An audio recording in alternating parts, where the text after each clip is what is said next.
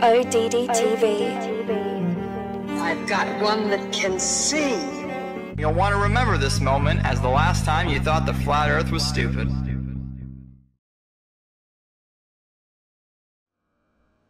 Renaissance Basaris.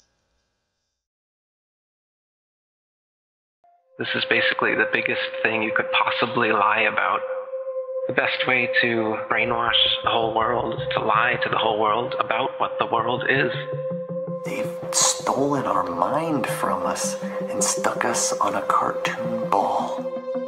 It is photoshopped, but it has to be. Everything in the sky revolves around us, just as it appears if you look up and use your own eyes, your own senses. The vanishing point of perspective from your point of view, which is what the horizon line is. It is not the curvature of the earth, as you've been taught. They stole your mind. They stole my mind. You've been fed a false system.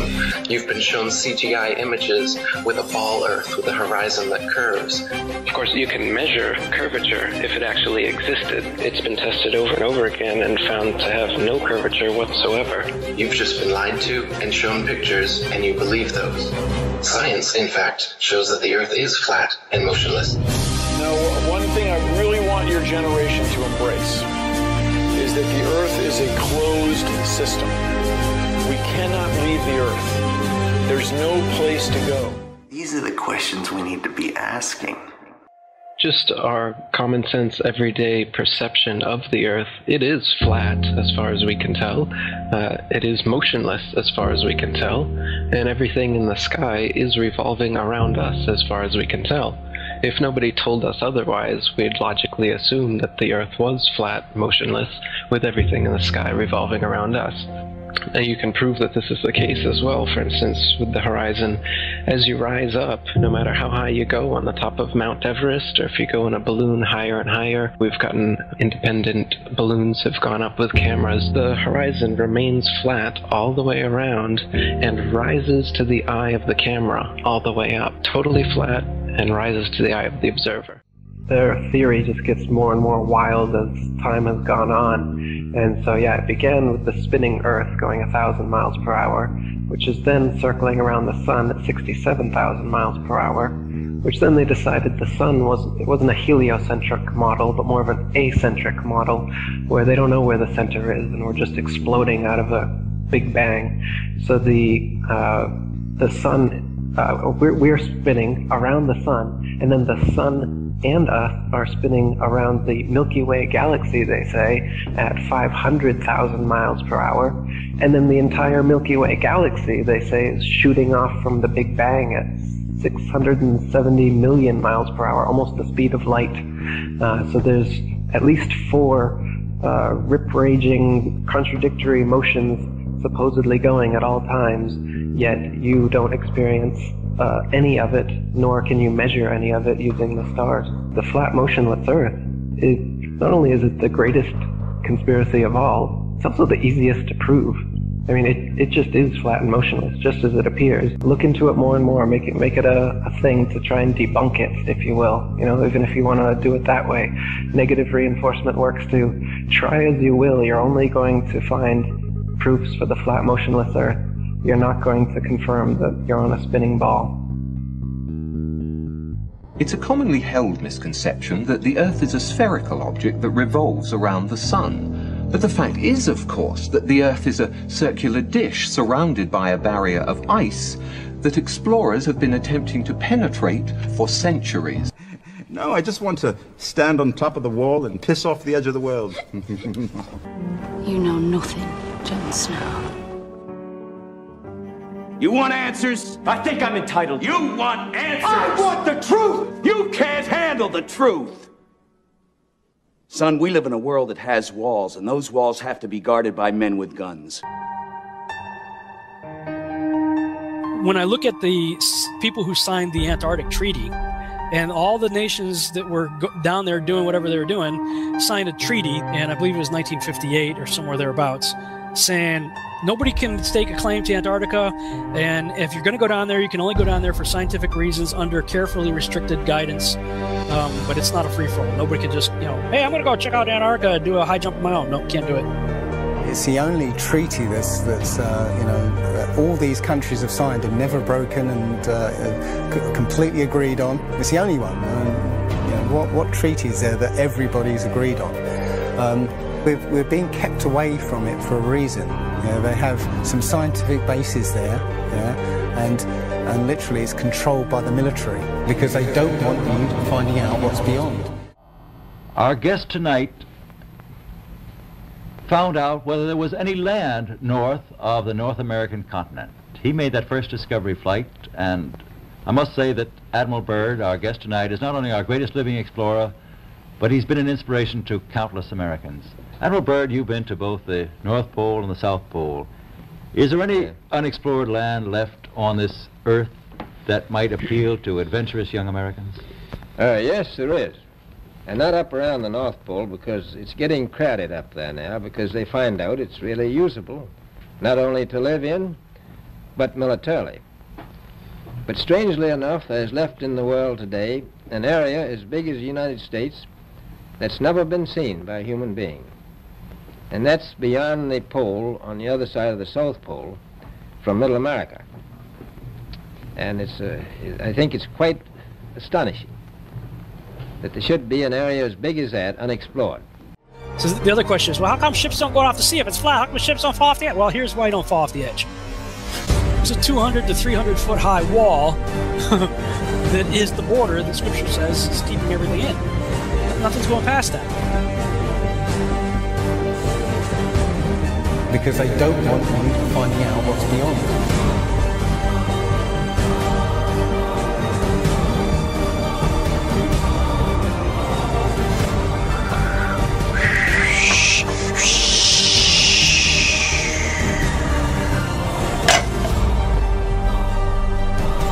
Personally, I think the unconquered South face is the only one worth scaling. It's a 20,000-foot sheer wall of ice, but that's never stopped me before. Risk? Of course I'm aware of the risks. Thank you for your concern.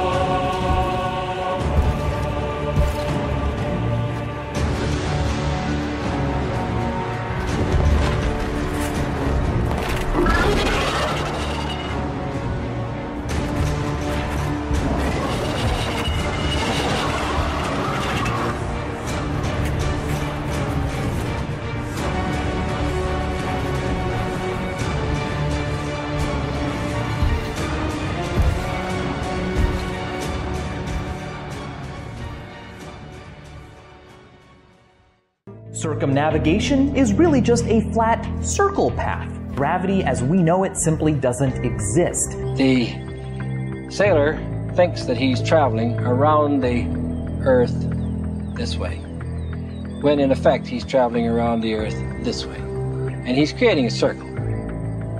He's moving in a continuous direction around. He goes through the various parts of the circle, and he comes back where he started from, swung around this way.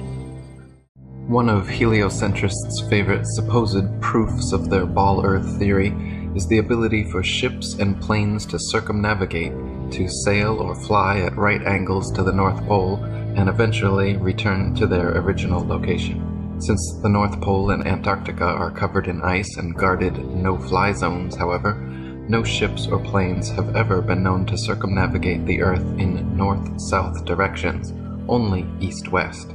And herein lies the rub. East or westbound circumnavigation can just as easily be performed on a flat plane as it can on a globular sphere.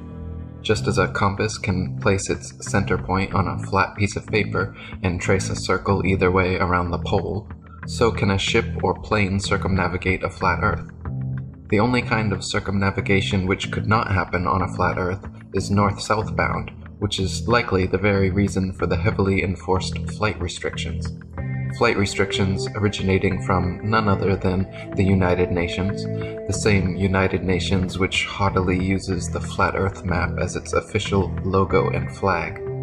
So the ball earther's logical argument is that only a globe can be circumnavigated, the Earth has been circumnavigated, and therefore the Earth is a globe. This is indeed a logical modus ponens statement, but the conclusion is rendered invalid because the first premise, that only a globe can be circumnavigated, is categorically false. There is no curve, man. You went up on top of your house and saw the curvature, you went on a plane and saw the curve. No, you didn't. There is no curvature. You know how I know? I tried to debunk the flat Earth and I failed. That's how most of us get started. We try to debunk the flat Earth and we fail. And I've heard people say that the reason they don't want to publish papers that disagree with special relativity or general relativity is that they built their careers on this. If you were paranoid, you'd say there's a conspiracy. Whatever it is, there is a lot of resistance to getting something published that disagrees with either of Einstein's two theories. With a sphere of 4,000 miles radius being spun round once every 24 hours, a little bit of calculations will show that that person there is being spun round at about 1,000 miles an hour and it doesn't know it. I mean, this is obvious nonsense. There's all kinds of evidence for the phenomenon of what's called continental drift. This means that the continents are able to move as if they're floating on a fluid. Now, if the Earth is spherical, if it's spinning, anybody knows that if this is spinning very, very, very fast like that, that the continents should all be located at the equator, because centrifugal force would move the continents from the poles to the middle. Human action resounds in the heavens. The bell echoes above. What we decide here today will polish or crack the firmament. What shall it be?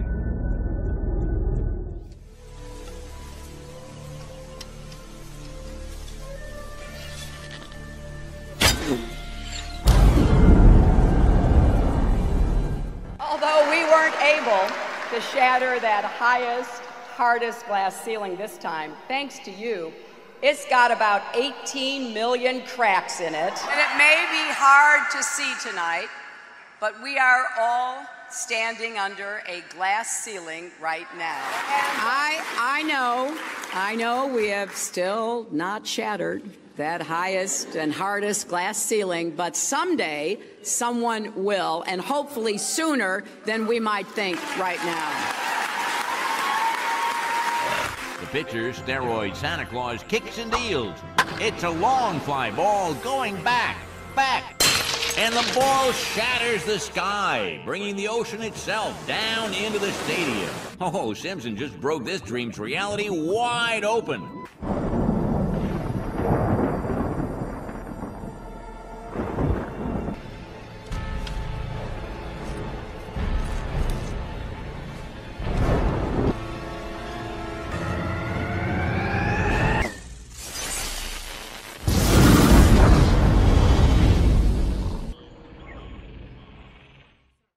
The argument, for all practical purposes, came to an end when the Church of England was established by law during the 16th century. They embraced many radical scientific notions prevalent at the time, including Copernicus' round Earth theory. With this endorsement, the theory found its way into the schools, which were then largely controlled by the Church. It has remained there to this day, and many children have accepted it without question. There's a quote by Tesla. Today's scientists have substituted mathematics for experiments, and they wander off through equation after equation and eventually build a structure which has no relation to reality. That's what happened with the globe theory. Everybody knew the world was flat until one day some guy came along and said, "Oh no, it's a ball. We're spinning through space. We're circling the sun." A lie is a lie, even if everybody believes it. And truth is truth, even if no one believes it. Well, why the big secret? People are smart. They can handle it. A person is smart. People are dumb, panicky, dangerous animals, and you know it. 1,500 years ago, everybody knew the Earth was the center of the universe. 500 years ago, everybody knew the Earth was flat. And 15 minutes ago, you knew that people were alone on this planet. Imagine what you'll know tomorrow. You don't need all the complex theories and math. The sun isn't 93 million miles away. It's much closer, and much smaller. Oh, it's 400 times bigger than the moon, but it's also 400 times farther away, so it appears to be the same size. The sun and moon are the same size, and they're not as far as they say they are. They circle above the plane that we live on, the flat plane. They circle. The sun shines down like a spotlight. Once you realize what's going on, you're on a flat plane, you can see the sun. It moves towards you, passes overhead, and moves away from you. It's perspective, the distance. It moves that direction until it reaches the vanishing point, the point of convergence on the horizon, where you can no longer see its light. The sun is obviously not 93 million miles away. It looks very close. The same phenomenon Eratosthenes measured could be explained by a flat Earth if the sun were only a few thousand miles away and 32 miles across. The math would work out the same. In the flat Earth model, the sun's annual journey from tropic to tropic, solstice to solstice, is what determines the length and character of days, nights, and seasons. This is why equatorial regions experience almost year-round summer and heat, while higher latitudes north and especially south experience more distinct seasons with harsh winters. The heliocentric model claims seasons change based on the ball Earth's alleged axial tilt and elliptical orbit around the sun. Their flawed current model even places us closest to the sun, 91,400,000 miles, in January, when it is actually winter, and farthest from the sun, 94,500,000 miles, in July, when it's actually summer throughout much of the Earth. They say due to the ball Earth's tilt, different places receive different amounts of direct sunlight, and that is what produces the seasonal and temperature changes. This makes little sense, however, because if the sun's heat travels over 90 million miles to reach the ball Earth, how could a slight tilt, a mere few thousand miles maximum, negate the sun's 90 million mile journey, giving us simultaneous tropical summers and Antarctic winters? In short, it is impossible to account for the recurrence of seasons on the assumption that the Earth is globular and that it revolves in an orbit around the sun. Heliocentrists' astronomical figures always sound perfectly precise, but they have historically been notorious for regularly and drastically changing them to suit their various models. For instance, in his time, Copernicus calculated the sun's distance from Earth to be 3,391,200 miles. The next century, Johannes Kepler decided it was actually 12,376,800 miles away. Isaac Newton once said, "It matters not whether we reckon it 28 or 54 million miles distant, for either would do just as well." How scientific. Thomas Winship says, "As the sun, according to science, may be anything from 3 to 104 million miles away, there is plenty of space to choose from. It is like the showman and the child. You pay your money for various astronomical works, and you take your choice as to what distance you wish the sun to be.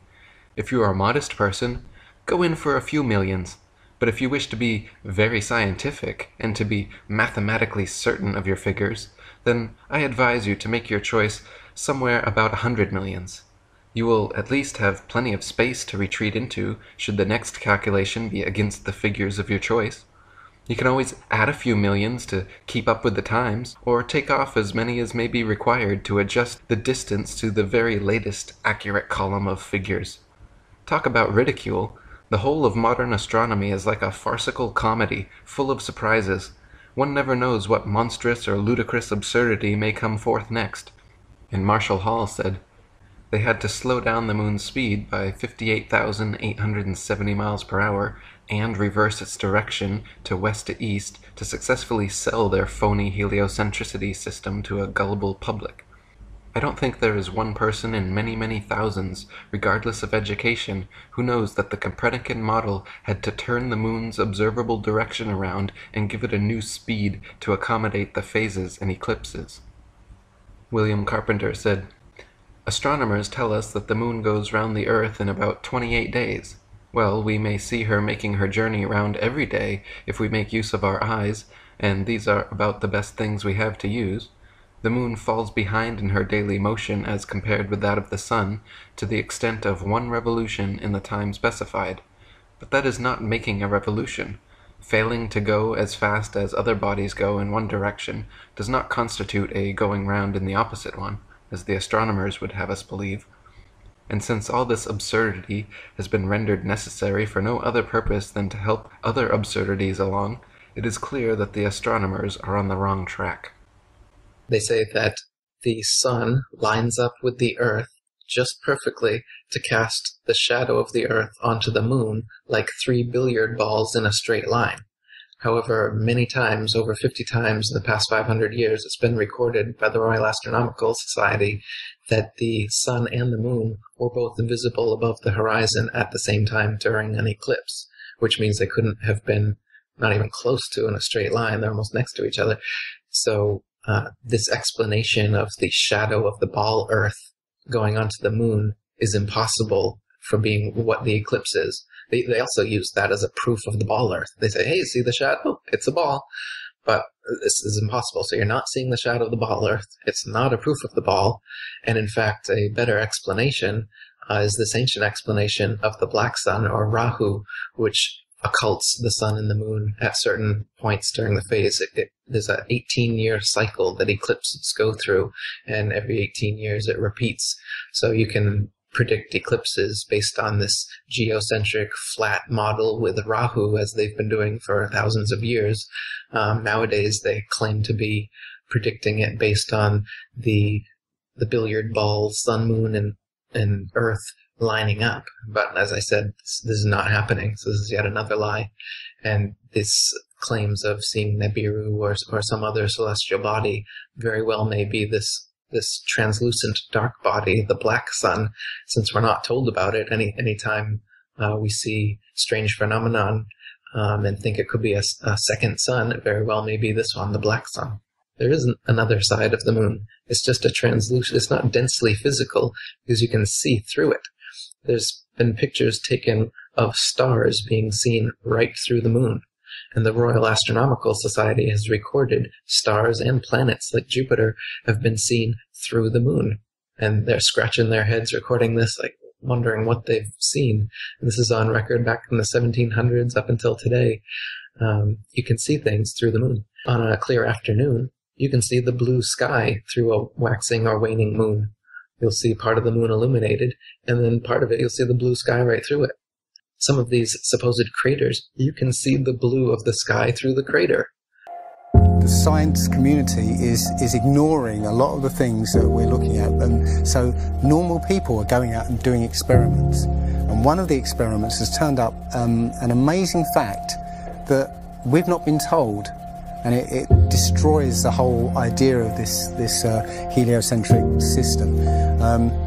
And that is, you can actually measure the temperature of the moonlight next to the temperature of the shade of the moonlight, and you'll find the moonlight is colder than the shade, the opposite from the sun. So the moon is throwing out its own light, and that light is the opposite from the sun. Now, that tells you that it's not reflecting the sun's light. It's producing its own, and its light is different from the sun's.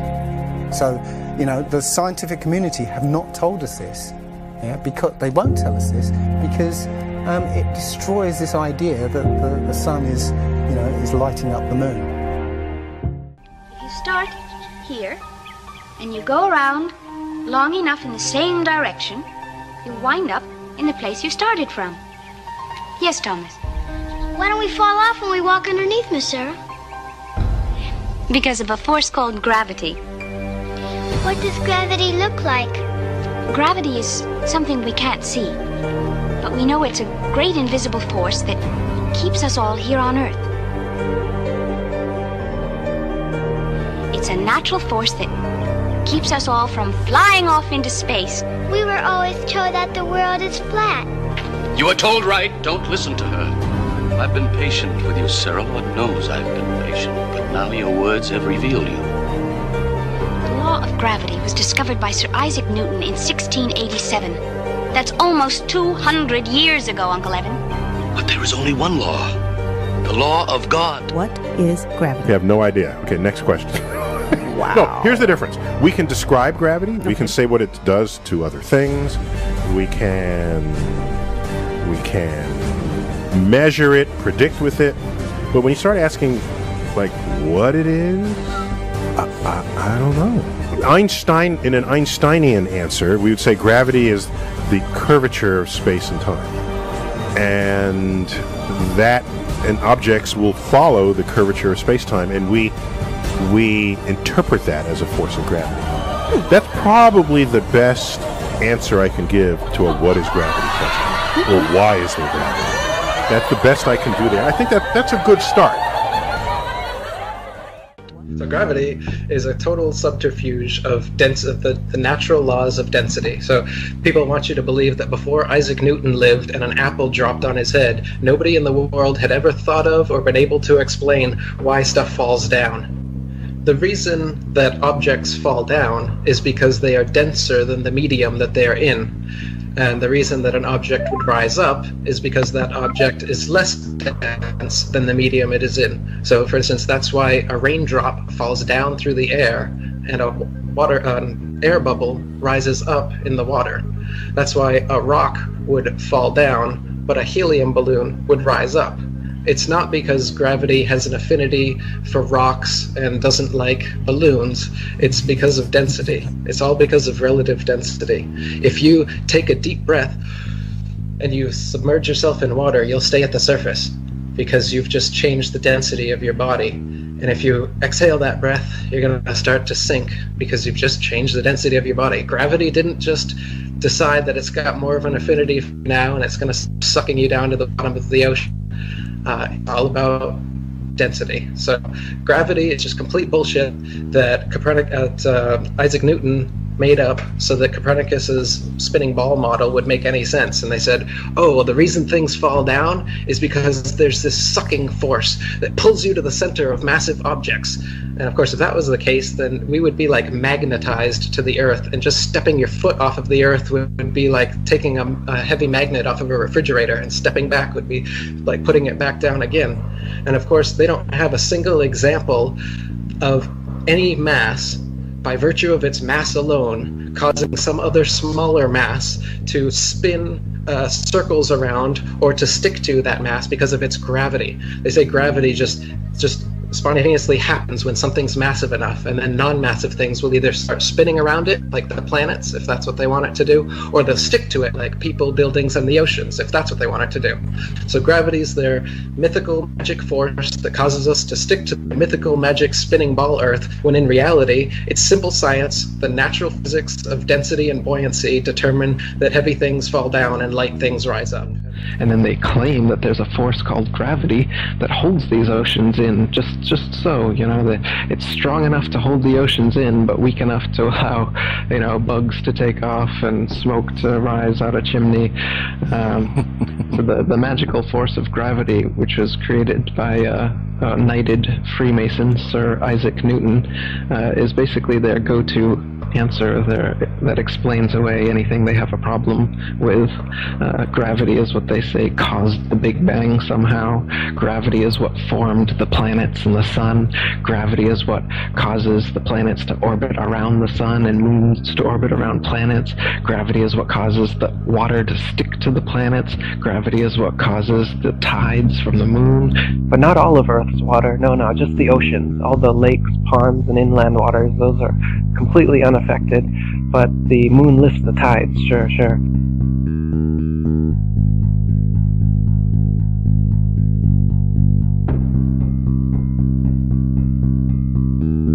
We've had planes that can prove even further that the Earth is stationary. Helicopters as well. You know, you'd think if the Earth was revolving under us, you could just hover up in a helicopter and the Earth would revolve underneath, and then you could land when your destination got to you.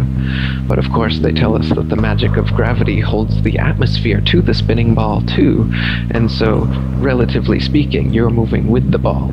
Okay, but they've done experiments with projectile cannons as well as planes taking off in all cardinal directions, and if the Earth was spinning 1,000 miles per hour eastward, as they say, and the average commercial airliner goes about 500 miles per hour, your eastward destinations should come up behind you long before you ever reach them. If the Earth was truly a sphere, 25,000 miles in circumference, curvating 8 inches per mile squared, a pilot who wanted to simply maintain their altitude at a typical cruising speed of 500 miles per hour would have to constantly dip their nose downwards and descend 2,777 feet over half a mile every minute. Otherwise, without this compensation, in an hour's time, the pilot would find themselves 166,666 feet, 31.5 miles higher than expected. You just end up flying off into outer space if you weren't constantly dipping your nose down to fly around the ball. And so, like I said, if at the typical cruising speed of most planes, you'd have to be descending a half a mile every single minute, and this never happens. I've talked to pilots. Once you get to your cruising altitude, the artificial horizon maintains level. It don't touch the controls, just keeps on going. I'm sure some pilots figure it out, and then who are they gonna tell? But I mean, they're just like everyone else. Everyone else is so brainwashed that they don't think of it. And if they do, I've even heard some explanations. They say the Earth is spinning at over 1,000 miles per hour, and that the atmosphere is also dragged along with it. So then, if some pilot says, hey, why don't I have to course correct downwards all the time? Their explanation is that this atmosphere that's being magically dragged with the spinning ball Earth also magically course corrects planes so that they stay at exactly the same altitude because they're in that atmosphere, you know, that magical atmosphere that helps you curve around the ball Earth, man. They've got explanations for everything. Why do you think that Truman has never come close to discovering the true nature of his world until now? We accept the reality of the world with which we're presented. It's as simple as that. Like everyone else, you were born into bondage, born into a prison that you cannot smell or taste or touch. A prison for your mind.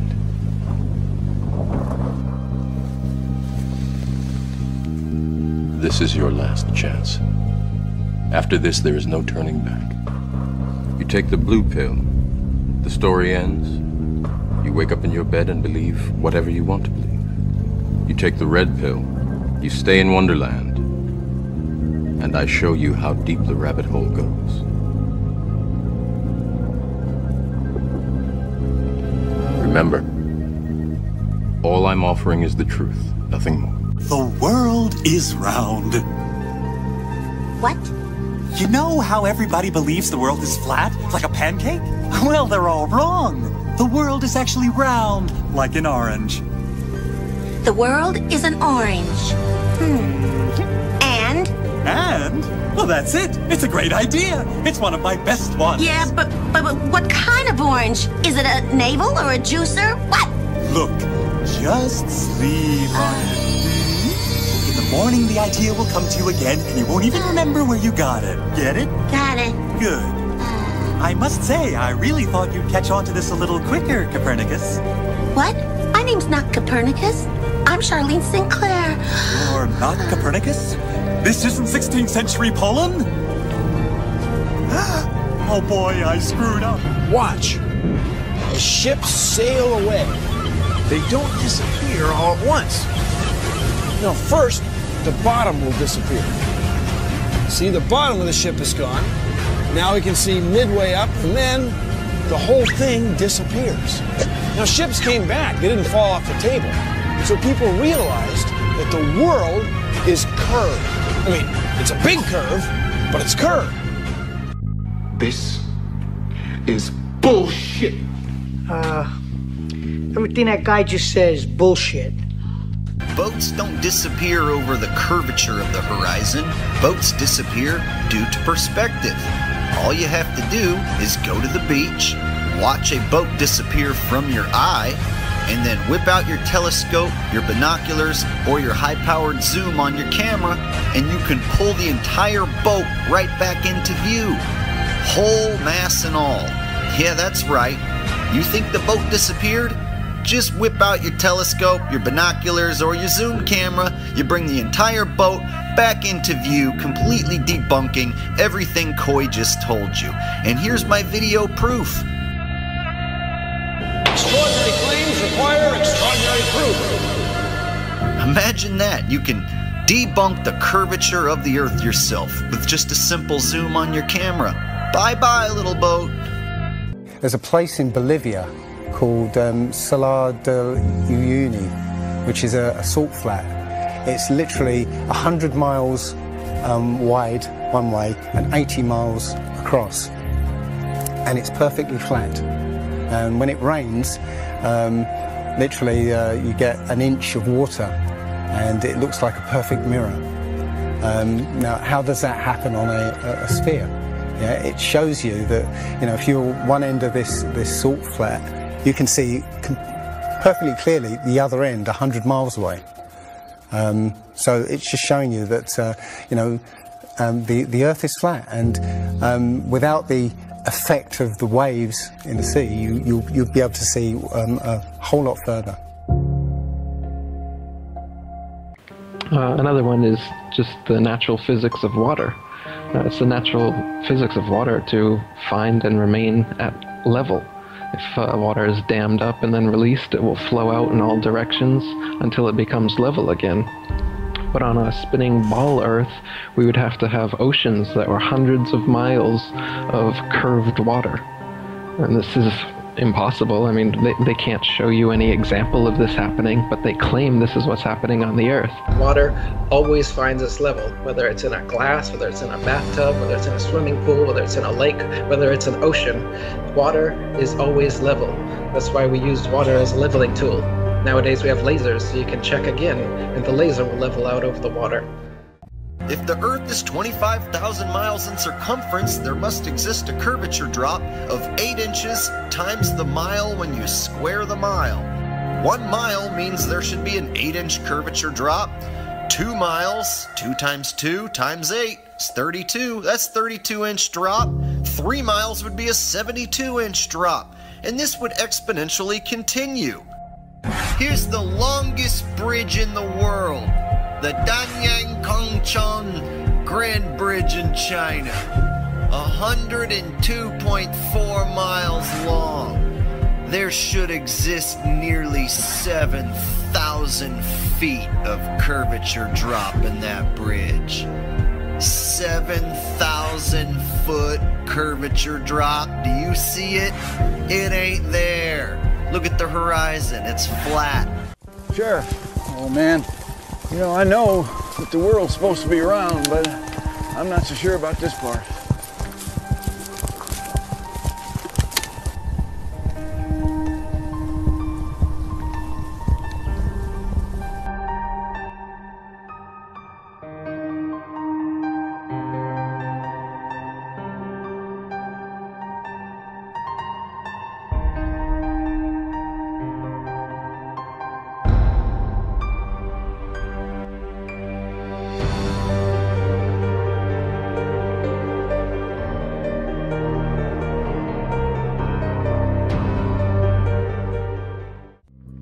So how does Hollywood brainwash you?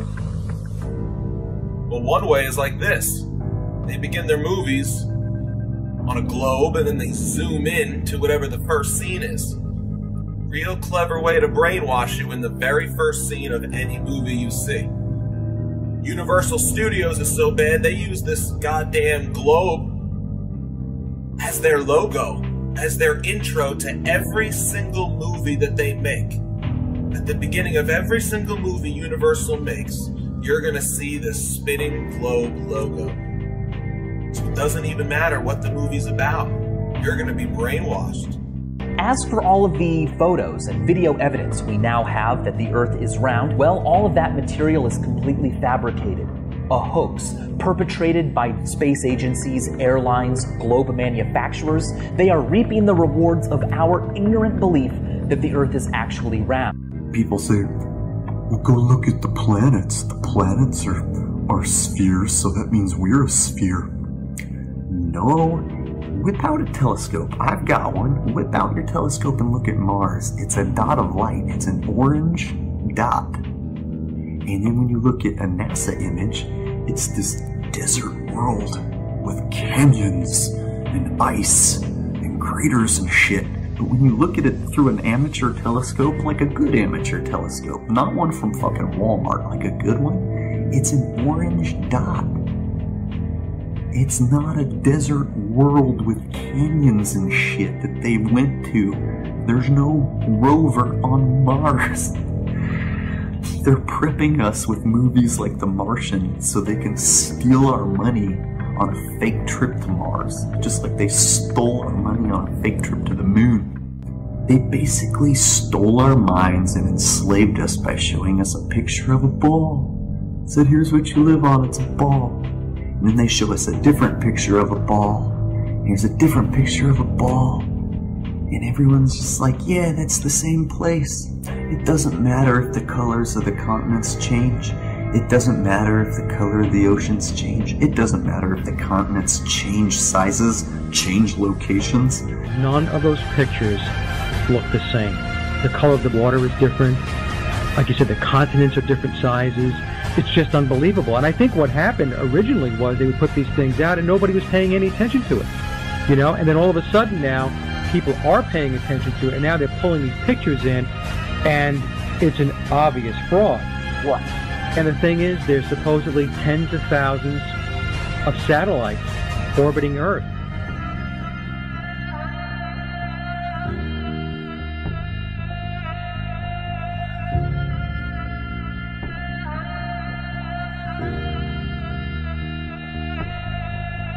We can't get any close-ups of Earth. We can't get a view of Australia with the buildings upside down.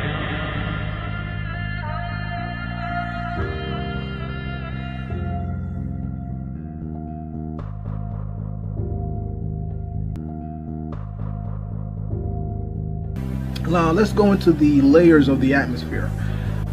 We have the troposphere, stratosphere, mesosphere, thermosphere, and the exosphere. Now the satellites are supposed to be in the thermosphere. Thermo is dealing with heat. Now, how hot are we talking? Okay, well, according to Wiki Answers, the temperature goes from 600 degrees Celsius to 2,000 degrees Celsius. I don't know if you know how hot that is, but that's as hot as a blast furnace. We're supposed to believe that they have these machines in the thermosphere where the temperature goes up to 2,000 degrees Celsius. This is what we're supposed to believe. Guys, this is absurd. The melting point for steel, aluminum, titanium, gold is around 2,000 degrees Celsius. So they would be melting. If you really think of it, the satellites will become balls of flame. It would become a comet. They're moving at 17,000 miles an hour. And you have supposedly 26,000 satellites in space. This is what they said. Now, when it comes to the thermosphere, this is what they say. The highly diluted gas in this layer can reach 2,500 degrees Celsius during the day. Even though the temperature is so high, one would not feel warm in the thermosphere because it is so near vacuum that there is not enough contact with the few atoms of gas to transfer heat. A normal thermometer would read significantly below 0 degrees Celsius because the energy lost by thermal radiation would exceed the energy acquired from the atmospheric gas by direct contact. Now, if that's not a crock of bullshit, I don't know what is. I got a bridge to sell you. You know, does this even make any sense? So you mean to tell me that this layer of the atmosphere is as hot as a blast furnace, but it's actually not hot? That just makes no fucking sense. I mean, it's just bullshit. Bullshit. Bullshit. So you have to explain to me, how do we feel the heat from the sun? Someone has to explain this. I'll wait. The way we teach science is you're just some empty vessel and we pour the science into you and then you regurgitate it on an exam. Because Earth, we know it spins once a day, yes? Off to a great start. So you spin, you know, when you spin pizza dough, it kind of flattens out. Yeah. Gets wider in the middle. And so Earth, throughout its life, even when it formed, it was spinning. And it got a little wider at the equator than it does at the pole. Not only that, it's slightly wider below the equator than above the equator. A little chubbier. A little chubbier. Yeah. Chubby's a good way. It's like pear-shaped. Yeah. So, it turns out the pear-shapedness is bigger than the height of Mount Everest above sea level. Well, let me just so you understand. We've been fed a lie our entire, I want to call it a lie. We've been fed. It's a point of view thing, I think. We've been fed Earth has been misrepresented to us by science. So they're all trying to figure out, is the universe spinning around us or are we spinning around the universe? They tell you, we don't know shit. We're looking at a bunch of lights in the goddamn sky. You're gonna tell me that that light and that light, that's 250, 100 trillion light years away?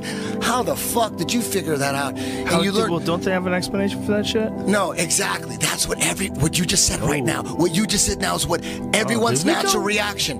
Because anytime someone says anything about space, you automatically think, someone figured it out. You don't know the guy's name. You don't know the name of the experiment. You didn't look into it yourself. You just think when someone tells you, how far is the Earth from the sun? They'll say, 93 million miles away. Like you just, right. Everybody relies on someone figured that out and someone double checked it. You're going on what you read. And right now, cosmology, they don't know what the fuck to do. You know what they found out? The cosmic microwave background shows that all the galaxies are on shelves lined up to us. That we're at the fucking center. They don't know what to think about. Yeah, there's a lot of controversy going on about it. Let's just all get on our hands and knees and wait for a scientist or an astronaut to come along, or Neil deGrasse Tyson to come along and bestow upon us their knowledge. Now, as you can see, this is the evolution meter, and I've put God, the creator of everything, on the right side, and evolution on the left. I won't change my mind, because I don't have to, because I'm an American. I'm dug in, and I'll never change. Mac, look, you're wasting our time. You're not going to get us to not believe in evolution. And why is that? Because the smartest scientists in the entire world all agree that it's real. I'm glad you brought that up. Mr. Reynolds, these were all the smartest scientists. Only problem is, they kept being wrong! This is insane, you fool! I'm a fool because I have more faith in the saints that wrote the Bible?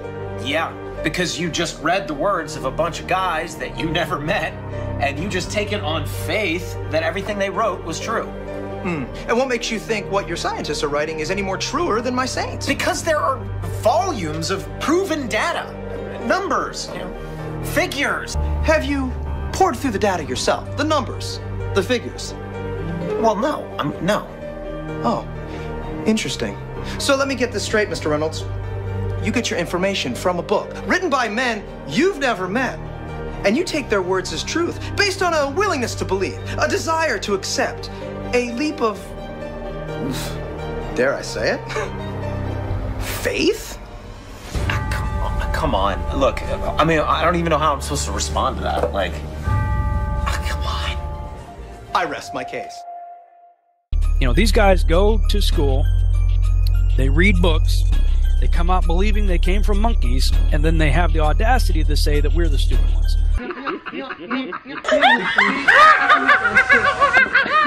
What is wrong with Darwin's On the Origin of Species that the establishment still bitterly clings to as a piece of faith, just like they cling to the Big Bang, which is nothing more than a theory?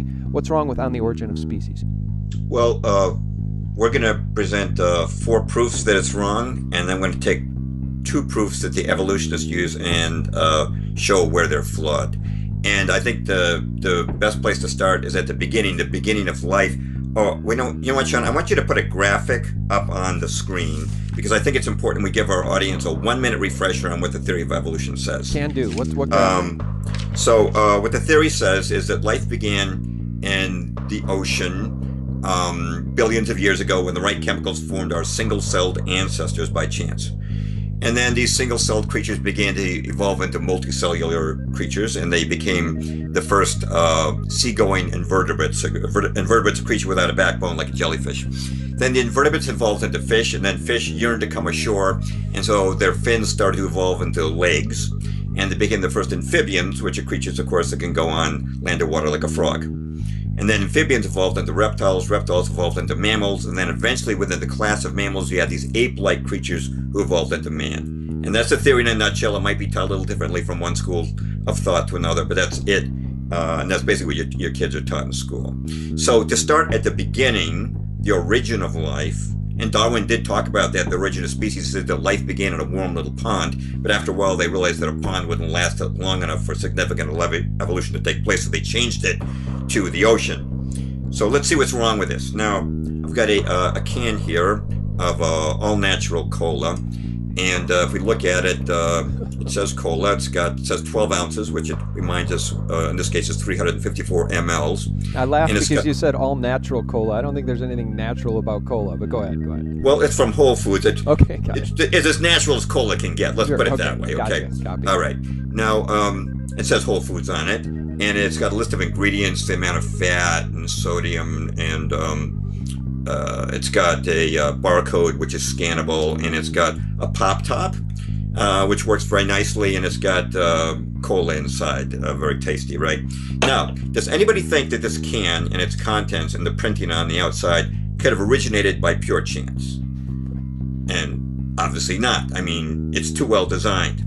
So that raises the question of how could a cell come about by chance, because it's astronomically more complex than the can I just showed you.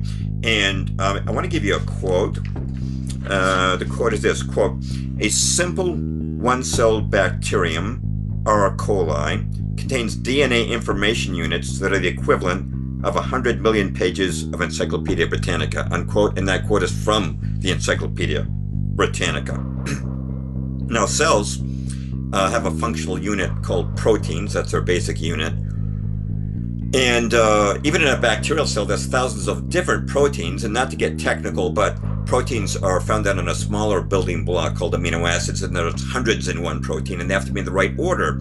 And some of your listeners, I'm sure, have heard of Francis Crick. He won the Nobel Prize for co-discovering the structure of DNA. And And he calculated what the odds would be of getting a protein by chance, NaH in ocean. You know what the odds are, according to Francis Crick? The odds are 1 in 10 to the power of 260. And if you want to know how big a number that is, you couldn't fit that many electrons in the known universe. Mathematicians usually say that anything with odds greater than 1 in 10 to the power of 50 is impossible. So it would be impossible to get one protein by chance, let alone the thousands a cell would need. And think about it. A cell would need the ability to ingest nutrients, expel waste. And really think about this one. This first cell formed by chance before it died, in the span of one lifetime, would have had to develop and perfect the process of cellular reproduction, because if it didn't, there never would have been a second cell, and Darwin's evolutionary process would stop right there. Yeah, I just love that. I also love the metaphor of a tornado in a junkyard. Maybe you could just briefly share that story for people, with people, because I think it's so powerful. And I'd like to mention that my friend Thomas Gailey recently wrote an article that we posted at SGT Report called "The Problems with Evolutionary Theory." You guys can Google that and read Tom's article. I bring it up because the comments section was filled with people who agreed and disagreed. So this is a very, very, again, relevant and important topic, because it's very, very difficult to sway people who are strict Darwinists into our camp, which is the camp that believes that there is a designer and there was a creator from day one. Can you tell people about Tornado in a Junkyard? Just share that story. I just love it. Well, that's the title of my first book on Darwinism, and I borrowed the imagery from Sir Fred Hoyle, the noted British astronomer. He was asked what he thought the chances were of higher life forms evolving by Darwinian processes, and he said that the odds would be the same as a tornado sweeping through a junkyard and leaving behind a perfectly assembled Boeing 747. And I love that imagery, so I chose it for the title of my book. Yeah, it's fantastic, and it speaks to the complexity of, quote-unquote, the design. Again, that Coke can, not nearly as complex as a cell or a strand of DNA, and yet it, too, had a designer. Okay, let's move on. Let's continue to deconstruct Darwin. All right. I just want to mention, by the way, we're talking about science. Science is based on observations, and there are no observations to support this idea that a cell could come about by chance. I mean, nobody's ever seen chemicals randomly assemble themselves into working functional cellular parts. Okay, but our second of four evidences is genetics, and of course genes dictate what our physical makeup is. Now a zebra can't give birth to a baby kangaroo. Why? Because she hasn't got kangaroo genes. A woman can't even be born with blonde hair unless she's got genes for blonde hair, right? Otherwise she's got to use a Lady Claro. Now, Darwin didn't know about genetics. As we were saying, science is advancing. It was not a science in his day, at least when he wrote The Origin of Species. And when Darwinists first heard of genetics, when they learned about it, they first resisted it. And the reason was they realized, we don't have to just explain in our theory how the anatomical features came about by evolution. We now have to explain how the new genes came about, because, if we came from a fish, a fish's gene pool is radically different than a human's gene pool. So where the genes come from? And this originally stumped the Darwinists, but they came up with a solution. You know what the solution was, Sean? It was mutations. Random mutations, which are a copying mistake in the genetic code. They occur very rarely, but they do occasionally happen, and they do change genetic information, well, right? Cancer's a mutation, too. Yeah. There's a definite downside to some mutations, James. I'll say. They say that mutations are the building block of evolutionary change. So in other words, hundreds of millions of years ago, some fish got a random mutation that gave a little bit of an arm, right? And this was conferred such a great survival advantage that it spread through those fish. And then, lo and behold, another mutation came along which gave it a little bit more of an arm, until finally the fish, through mutation, developed an arm. Okay, here's the problem with that. Science is advancing, as you said. We now have this book, Not by Chance, Shattering the Modern Theory of Evolution by Dr. Lee Spetner, who is no dweeb. Maybe I didn't hold that up in a way you can really see it. But Dr. Spetner, MIT grad, PhD, taught information science for years at Johns Hopkins University and the Weizmann Institute. And here's what he writes in his book. quote, "In all the reading I've done in life sciences literature, I've never found a mutation that added information. All point mutations that have been studied on the molecular level turn out to reduce the genetic information and not increase it," unquote. So what he's saying here is mutations, I'm sorry. They're destructive. Mutations can be destructive. They are almost universally destructive. They always destroy function. They never add it. They always reduce information, never increase it. Now, just again, science is based on observation. So what do we observe mutations do to human beings? They give you sickle cell anemia, cystic fibrosis, Down syndrome, hemophilia, and about 4,000 other genetic diseases. They never improve us, yet they're supposed to be the building blocks of evolutionary improvement, right? And now, I want you to put another graphic up on the screen for our viewers, because evolutionists will object at this point and say that there are such a things as beneficial mutations. And the one I want you to put up is the one called sickle cell anemia. Now, I've been on radio and had an evolutionist call up and say, sickle cell anemia, and this is a common argument, by the way, sickle cell anemia is a wonderful example of how mutations create evolution. Now, why do they say this? What's the benefit of sickle cell anemia? Because it's a disease. Well, the benefit is that people with sickle cell do not get malaria. And so the argument is that mutations have redesigned, reconstructed the red blood cells so we don't get malaria. Okay, so let's look at the picture, and we see a normal red blood cell, and below that a sickle cell. Now, the sickle cell is deformed, it is misshapen. The function of red blood cells is to transport oxygen. It's lost function. It does not transport oxygen as well as a normal cell. It clogs your arteries. It causes intense pain. And I used to work with sickle cell victims back in the 70s. And back then, before medical advances, it was common for people to die in their 20s from this disease. Nobody hopes that their child will get sickle cell anemia because it prevents malaria. Now, it's true that the parasites that cause malaria don't like to go into these deformed cells, but that's just like you wouldn't want to move into a house that was all dilapidated, you know? It has lost function. It has lost information. You know what, Sean? If I cut off my legs, I won't get athlete's foot. It'll prevent a disease, right? So that's the benefit, right? But it's not evolution. All mutations will delete information and function. They don't add to it. That's Dr. Spetner's point, and that is our proof number 2 against the theory of evolution.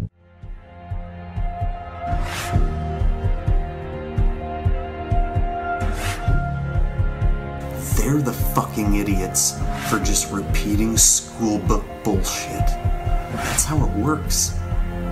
I was taught school book bullshit in public school, and somehow I was able to break free and free my mind. You know how I did it? I watched NASA rockets explode a bunch of times.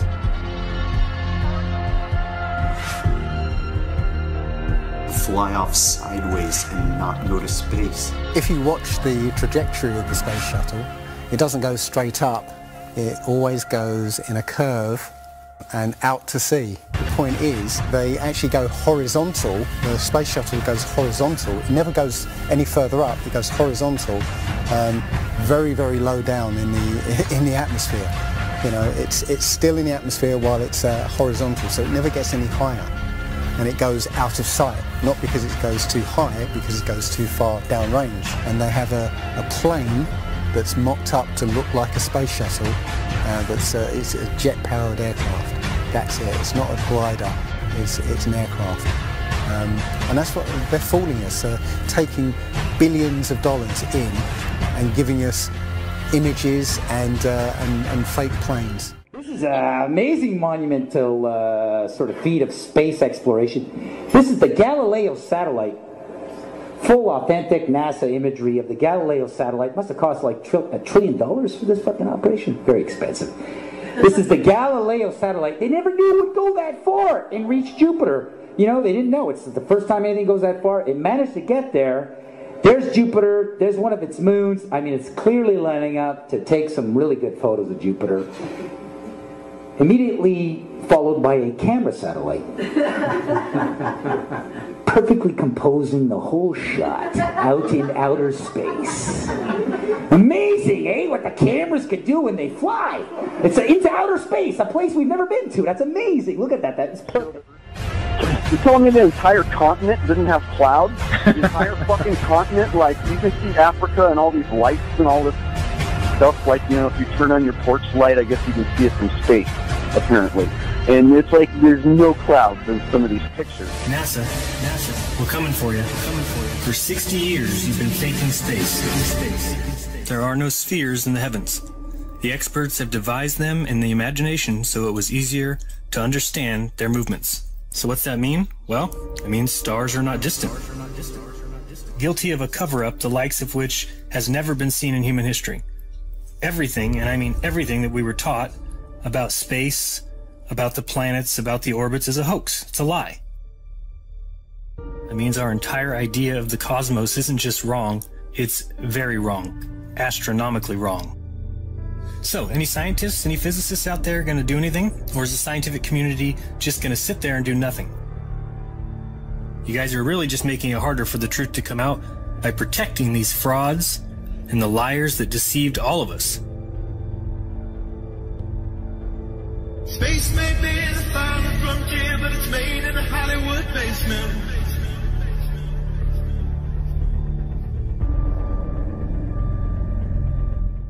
Look at these guys at the post-flight press conference for Apollo 11. Do they seem happy to you?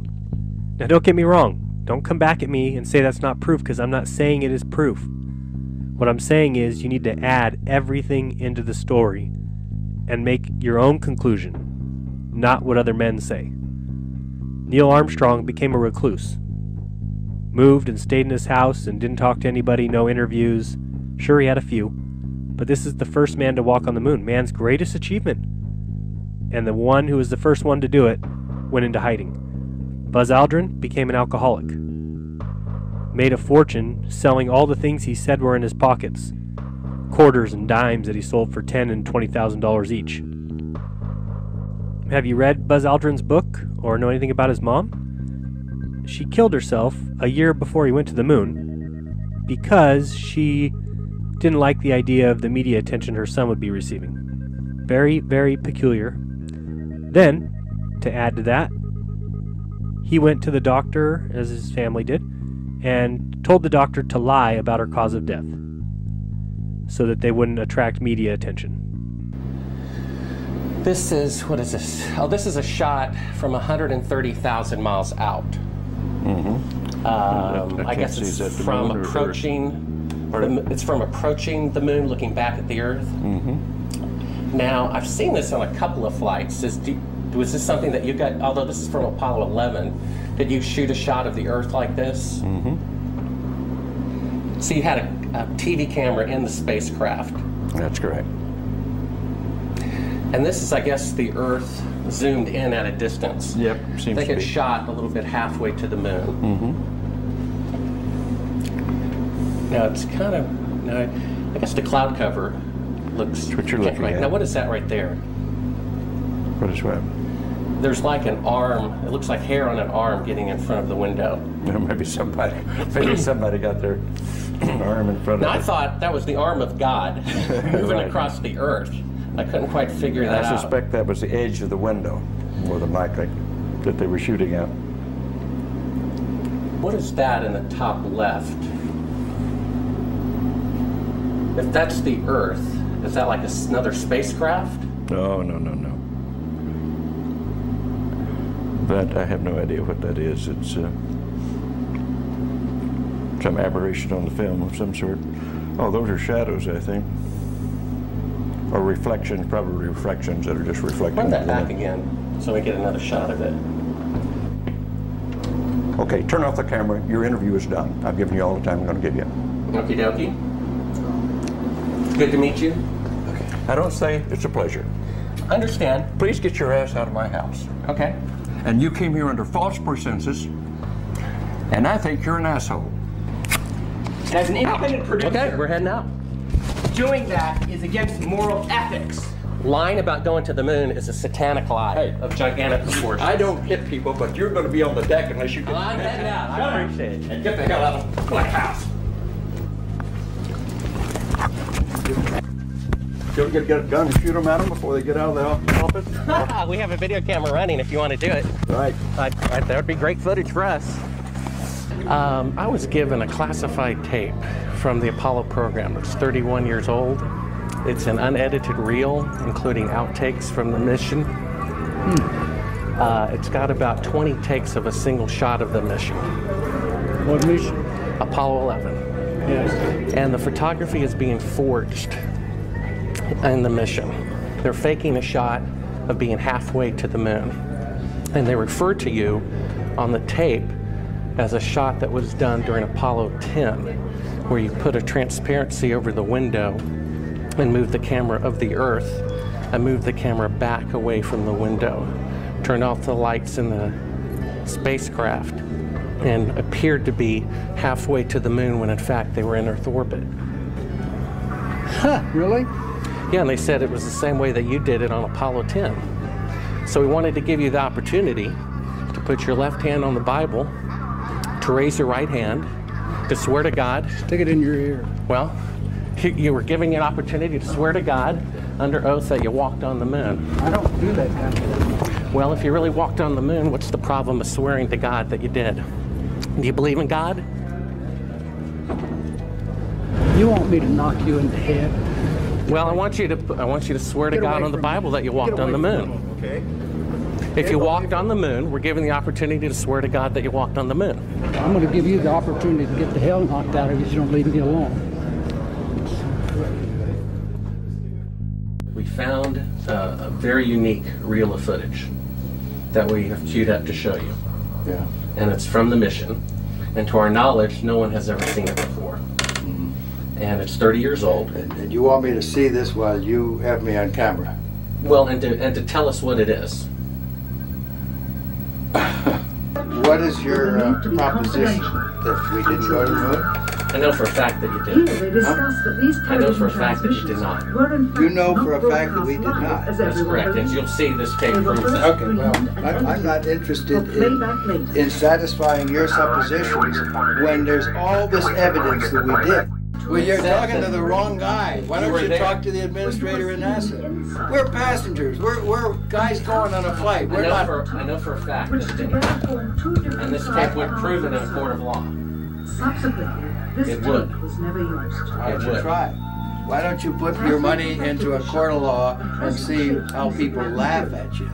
And this makes you the real famous person that has discovered this and reveals all this stuff. What an ego you must have to want to propel yourself like this. You're the one who said you walked on the moon when you didn't. Calling the kettle black if I ever thought of it. Saying I misrepresented myself. Away from me. You're a coward and a liar and a thief.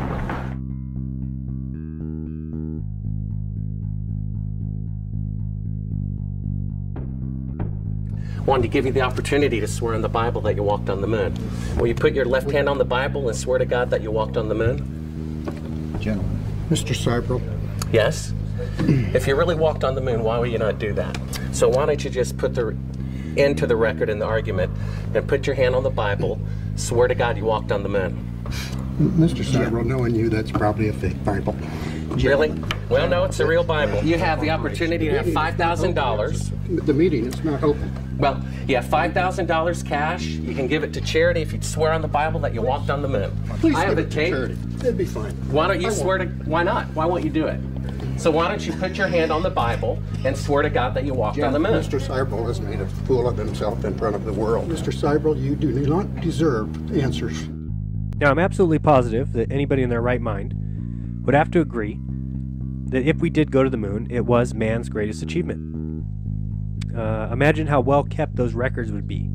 Well, I hope you've done your research and know that NASA has lost all the data, the blueprints, the records from the Apollo missions. Lost them. Following the Freedom of Information requests in America, NASA admitted it had lost all the original video footage of the Apollo missions.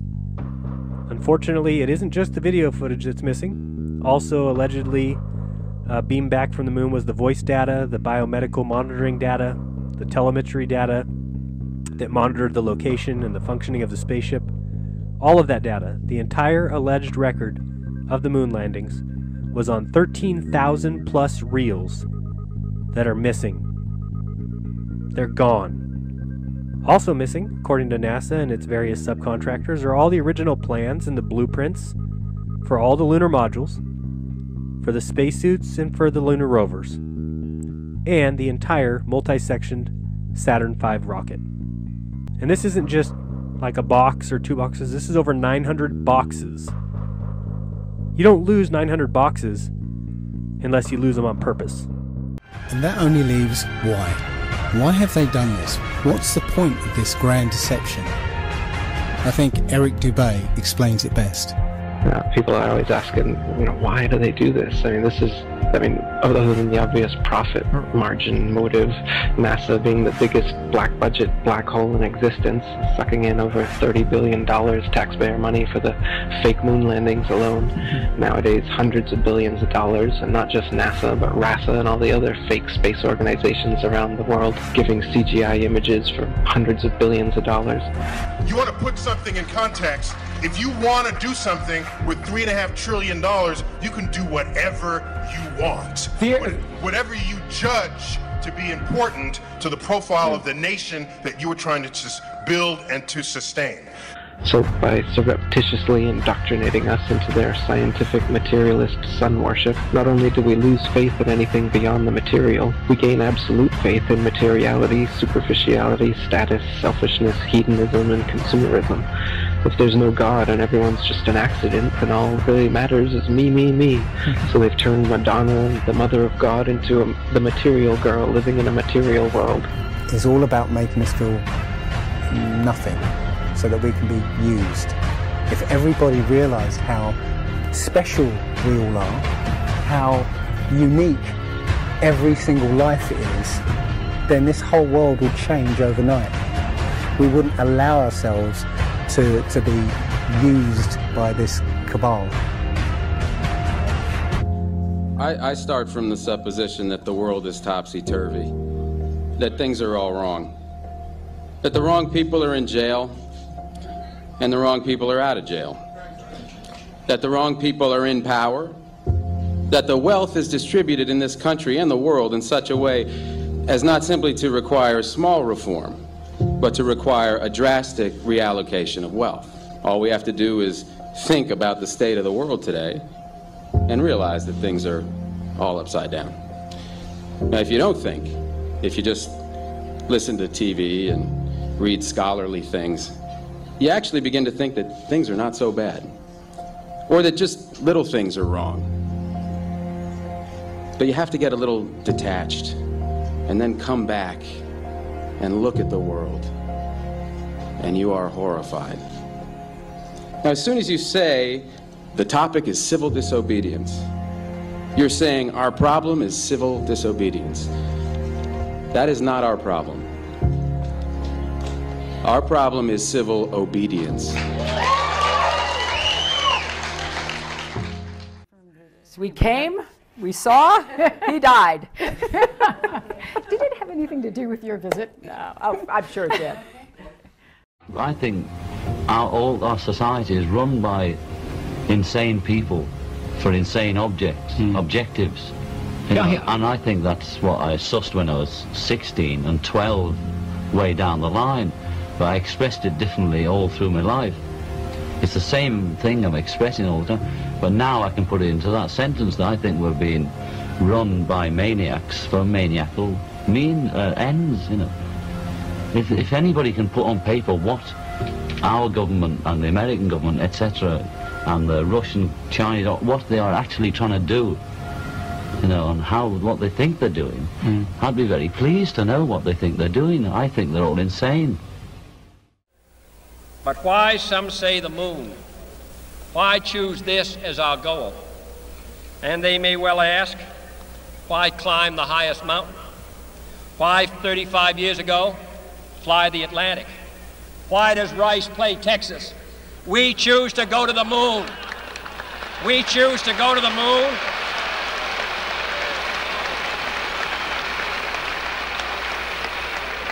We choose to go to the moon in this decade and do the other things, not because they are easy, but because they are hard.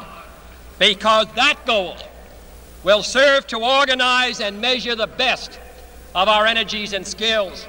Because that challenge is one that we're willing to accept, one we are unwilling to postpone, and one we intend to win, and the others too.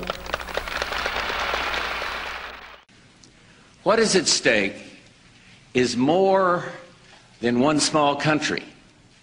It is a big idea, a new world order, where diverse nations are drawn together in common cause to achieve the universal aspirations of mankind: peace and security, freedom, and the rule of law.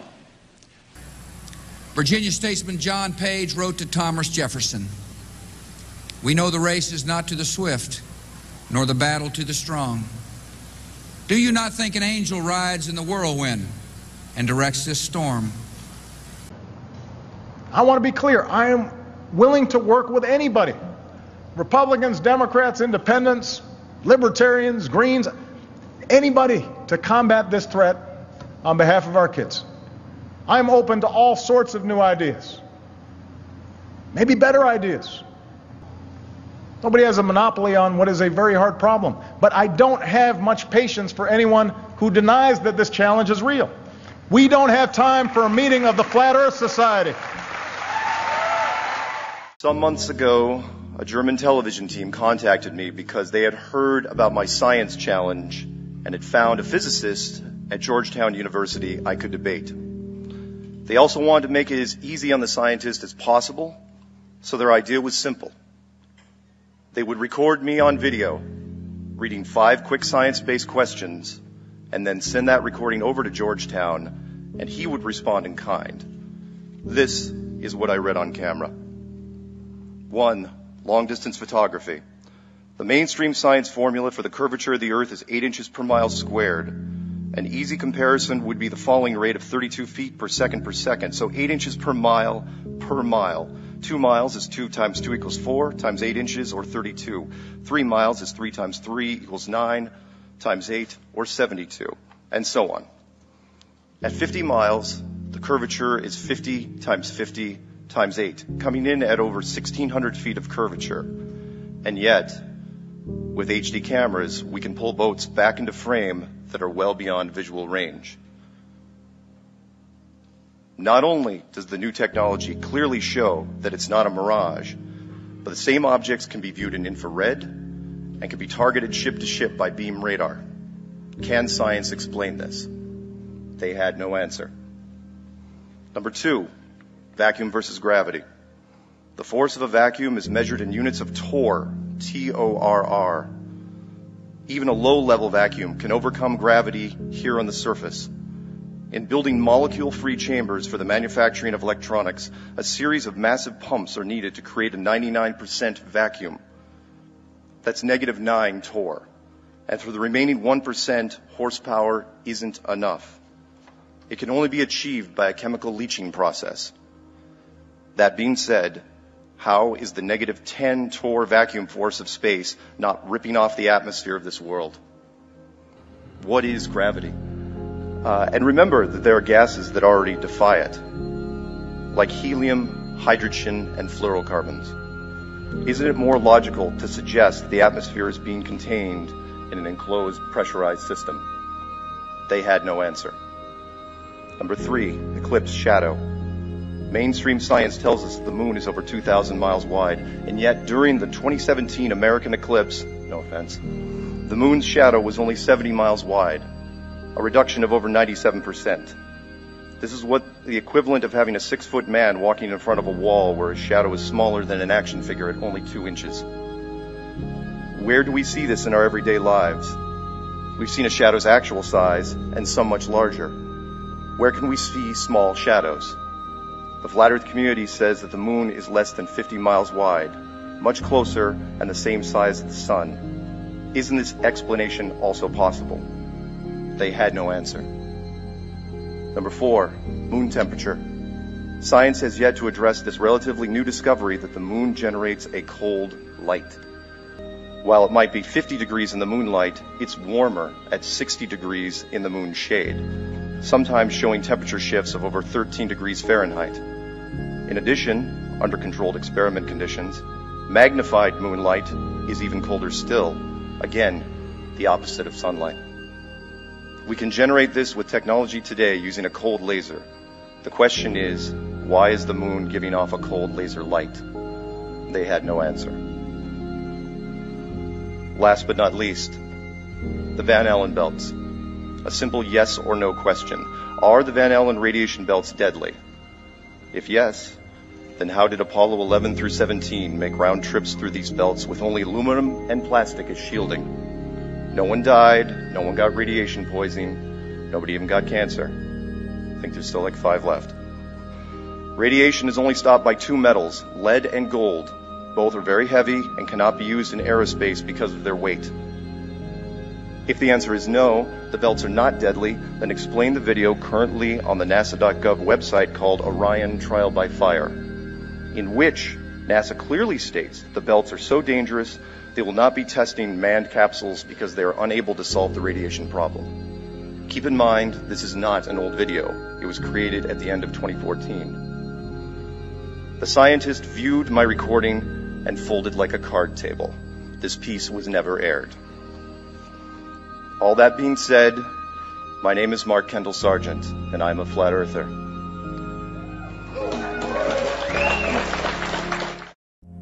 (1482), this is when they came up with this idea. We are on that thing, it's a ball.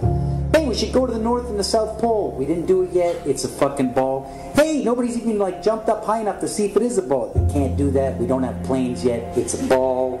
You know what, we adopted this whole model like 400 or 500 years before the airplane. 400 years before the airplane, pretty much. It was like, what, like beginning of the 1900s? They went to the North Pole in the 1900s. This is 1482. Nobody went to the top of the globe, to the bottom, or flew up, or built a skyscraper. It's funny that we said that this is what we're in right now, this is what we're on, before any instrument approved. This is the first time we actually had like an instrument of flight to actually go high enough to actually fucking check out if what we agreed to 500 years ago was real. So if they were wrong after 500 years, the question is, would they tell you?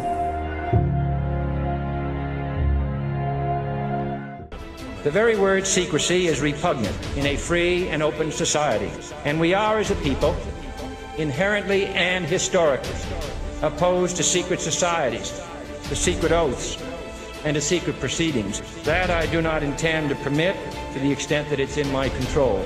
But I am asking your help in the tremendous task of informing and alerting the American people. I'm sick and tired of the secrets and the lies. For years now, talk show hosts, people on television, people in sitcoms have been hired by the government to distract you, to make you laugh and stuff like that, make you happy and docile so you don't know what's really going on. A new world order. A world where the rule of law, not the law of the jungle, governs the conduct of nations. When we are successful, and we will be, we have a real chance at this new world order. A new world order where diverse nations are drawn together in common cause to achieve the universal aspirations of mankind. If you use your eyes and your brain properly, with an open mind, you will find out the greatest truth man has ever known. Space is fake. There is no outer space. It's all a movie. And guess who's paying for it? Us taxpayers. The earth is flat. There is no curvature. Come up with some new arguments, because your tired-ass arguments aren't working. And it doesn't matter who you get to hire to co-opt this flat earth movement, we will win. Hire Tila Tequila, hire anybody you want to make us look crazy. When anyone goes out to measure that curve for themselves, they're gonna find out it doesn't fucking exist. When anybody looks at that lunar module, and I'm gonna see to it they will, they're gonna see it. It looks like a homeless tweaker's shelter. It did not land on the fucking moon. I am the flat earth asshole. And I'm gonna bring NASA down. And when NASA falls, evolution, Darwinism, space, all the fucking fake planets in the heliocentric model are coming down with it. So I'm gonna spend my time focusing on NASA and their fake-ass moon landing. There's a bunch of generation of kids being born who never go back and look at it. I'm gonna see to it that they do. I'm gonna see to it that they look at that module. I'm gonna tell them to zoom in on it. I'm gonna tell them to share it with their friends. The younger generation is gonna find out space is not real. And next time NASA shows us some bullshit and says, hey, we're going to Mars, we can all stand on our own 2 feet and say, fuck you, you're not going to Mars, you're stealing our money, and we don't believe you anymore.